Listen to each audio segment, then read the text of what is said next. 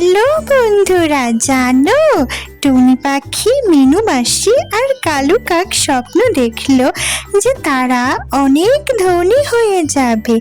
আর তাই তারা চিন্তা করলো যে জঙ্গলে তারা গুপ্তধনের সন্ধান করবে। তারা সবাই জঙ্গলে গুপ্তধনের সন্ধানে গুপ্তধন খুঁজতে বের হলো আর একটা গুহা দেখতে পেল।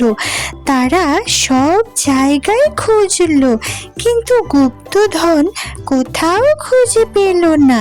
এবং এই সময় তারা আরো চিন্তা ভাবনা করতে লাগলো যে ওই গুহাটার ভেতরেই তারা যাবে এবং সেখানে গুপ্তধন আছে কিনা সেটাই তারা খুঁজে বের করবে। এরপরে গুহার মুখের কাছে একটা গর্ত করলো এবং গর্তে গিয়ে কি হলো জানো বন্ধুরা, টুনি পাখিরা গুপ্তধন খুঁজে পেল।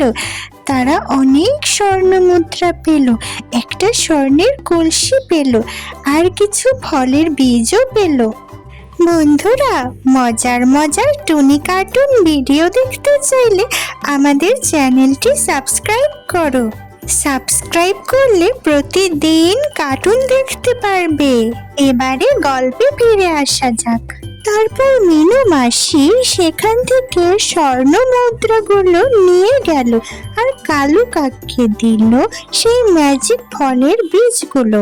কালু কাক ম্যাজিক ফলের বীজগুলো নিয়ে সেই ফল গাছ লাগালো এবং তার অনেক ম্যাজিক ফলের গাছ হলো। বন্ধুরা, সেই গাছ থেকে ফল বিক্রি করে সে অনেক টাকা পেল এবং নতুন ঘর তৈরি করলো। টাটা বন্ধুরা, সাবস্ক্রাইব করো।